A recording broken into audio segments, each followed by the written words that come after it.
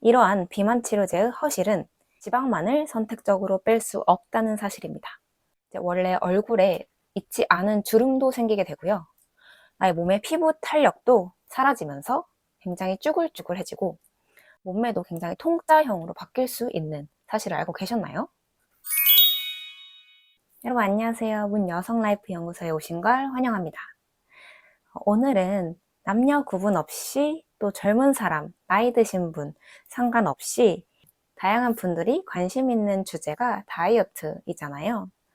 과거에는 다이어트 관련 다양한 꿀팁이나 속설같이 입증되지 않은 방법들이 난무했다면 최근에는 정부에서 공식으로 인정한 위고비, 마운자로 같은 비만 치료제가 국내에도 도입이 되면서 너나 할 것 없이 제 주변에서도 많이 이용을 하시는 것 같아요.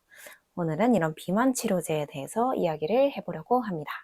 우선 위고비, 마운자로의 다이어트 원리는 식후 혈당 상승을 낮추고 포만감을 오래 유지하게 만드는 기전입니다. 그러나 이렇게 위고비, 마운자로를 맞게 되면 포만감을 느끼게 되어 식사량이 줄게 돼서 다이어트가 되지만 이러한 비만 치료제의 허실은 지방만을 선택적으로 뺄 수 없다는 사실입니다. 여러분, 결국 남녀노소 상관없이 우리가 다이어트에 관심이 있는 이유가 뭘까요? 제가 생각했을 때는 20대처럼 동안의 페이스와 20대의 그 몸매 라인을 만들고 싶어서, 즉 나의 신체 나이가 젊어지기 위해 다이어트를 많은 분들이 하신다고 생각을 하는데요. 실상은 이런 비만 치료제를 맞아서 다이어트를 하게 되면요, 8kg에서 15kg까지 살이 급격하게 빠지게 되긴 하지만 결과적으로는 이제 원래 얼굴에 있지 않은 주름도 생기게 되고요.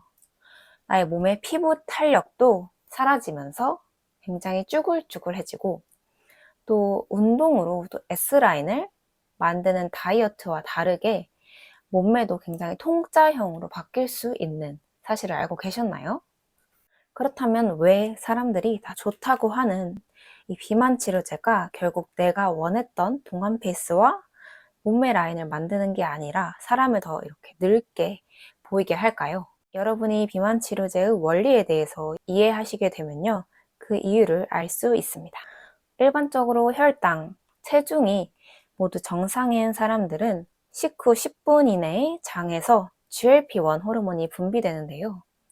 이 GLP-1 호르몬은 췌장의 인슐린을 자극해 음식물을 섭취해서 혈중에 당이 올라갔을 때 이 당을 몸에 있는 세포로 인테이크, 즉 가지고 와서 이 세포가 진정으로 에너지원을 사용할 수 있도록 도와주는 역할을 합니다. 또한 우리가 음식을 섭취하게 되면 이 GLP-1이 위에서 이 음식물이 천천히 내려가게끔 만들어서 우리가 포만감을 유지할 수 있도록 도와주는 역할을 하죠.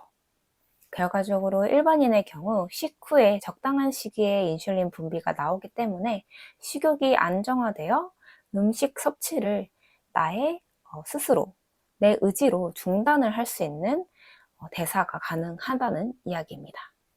그러나 비만이나 혈당에 문제가 있으신 분들은 이 인슐린 작용이 적절하게 이루어지지 않습니다.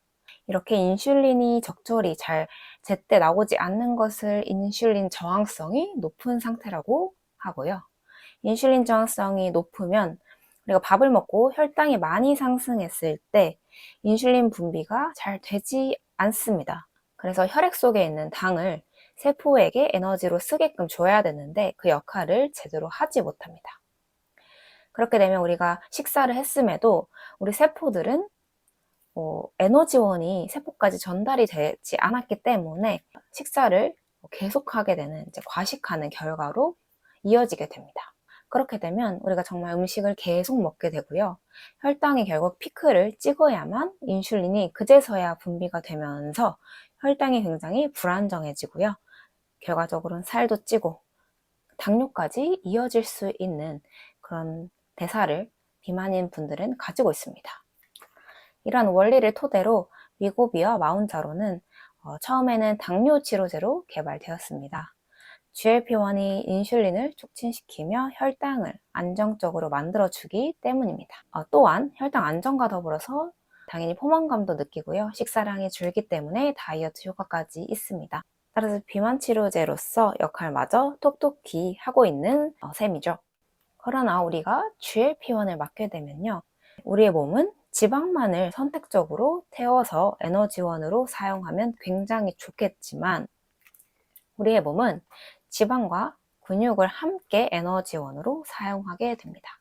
이 위고비를 맞은 초반에는 몸에 저장되어 있는 지방 자체가 분해가 굉장히 느리기 때문에 바로 당으로 전환되는 근육을 꺼내서 먼저 에너지원으로 사용하게 됩니다.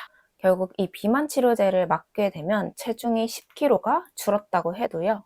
그 중에 25에서 30%는 근육이 빠진 것이다 라는 결과가 미국의 대규모 임상 결과에서도 확인할 수 있습니다. 이렇게 비만 치료제를 맞고 체중이 감소하면 다이어트가 됐다고 좋아하실 게 아니라요. 말씀드린 것처럼 근육이 같이 빠지기 때문에 5가지 부작용이 발생할 수 있습니다. 첫째, 근감소입니다. 빠진 체중의 25에서 35%가 근육입니다. 따라서 2.5에서 3.5kg의 근육이 여러분 몸속에서 녹게 되는 거예요. 그러나 근육은 단순히 미용 목적이 아니라 우리가 이제 생존을 위해서 걷고 움직이는 이런 모든 신체 활동을 할 수 있게 만드는 것이 바로 근육이 있기 때문입니다. 국민건강보험에서 조사한 근육 1kg의 가치는요, 약 1,400에서 1,600만 원이라고 말을 하고 있습니다. 특히 여성들 그리고 중년층의 근육의 가치는 단순히 미용을 위해 급격히 다이어트를 하면서 지방을 빼는 것 이상의 가치라는 것입니다. 둘째, 피부 탄력입니다. 흔히 피부를 구성하는 요소로 잘 알고 계신 성분이 콜라겐이실 것 같은데요. 그 콜라겐마저 아미노산, 즉 단백질 덩어리입니다. 결국 우리가 근육이 빠지게 되면 이 피부 탄력을 구성하는 콜라겐도 함께 빠지고요. 그러면서 우리가 원했던 동안 페이스가 되는 것이 아니라 오히려 노안 페이스로 변하게 됩니다. 한번 빠진 콜라겐은 이전 상태로 되돌리기 어렵기 때문에 피부과 시술 등 더 많은 비용이 소요된다고 생각하시면 됩니다. 세 번째는 소화기 문제입니다. 앞서 말씀드린 것처럼 GLP-1은 위장 속의 음식물을 배출하는 것을 지연시키는 역할을 하기 때문에 우리가 지속적으로 비만 치료제를 맞게 되면요. 구토나 쑥스림 등 부작용이 발생하기도 하고요. 특히 GLP-1은 췌장의 인슐린 분비를 자극하는 역할을 하기 때문에 인슐린이 분비되는 췌장의 염증, 즉 췌장염을 일으키는 등 생각보다 심각한 부작용을 일으킬 리스크가 있습니다. 넷째, 골밀도 감소입니다. 뼈는 체중이라는 물리적 하중에 반응해서 새롭게 뼈세포가 생성하기도 하고요. 오래된 뼈세포는 이제 없어지는 기전을 우리 몸에서 자연스럽게 가지고 있습니다. 그러나 우리가 체중이 급격히 감소하게 되면 뼈가 받는 하중이 감소가 되겠죠? 그렇게 되면 뼈가 오히려 자극을 받지 못해서 뼈가 생성되는 속도가 오히려 감소되고요. 이로 인해 골밀도도 감소되는 부작용이 나타납니다. 또한 우리가 비만 치료제 맞으면 식욕이 감소해서 음식을 덜 섭취하게 되잖아요.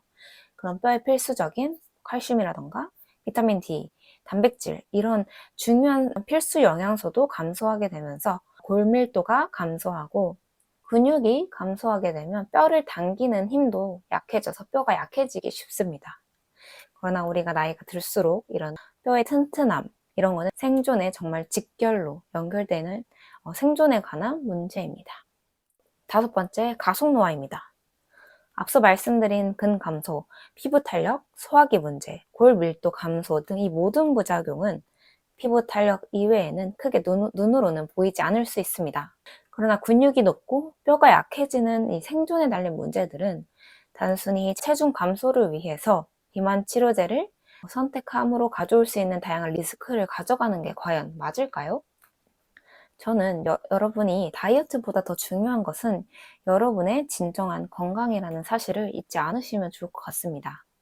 따라서 여러분들도 다이어트를 유고비에 의존할 것이 아니라 좀 더 건강한 다이어트 하셨으면 좋겠다는 생각으로 이 영상을 만들게 되었습니다. 그래서 그럼 어떻게 다이어트를 건강하게 해야지 우리가 원하는 동안 페이스의 20대의 몸매 라인을 만들 수 있을까요? 그 해결책 5가지에 대해서 말씀드리겠습니다.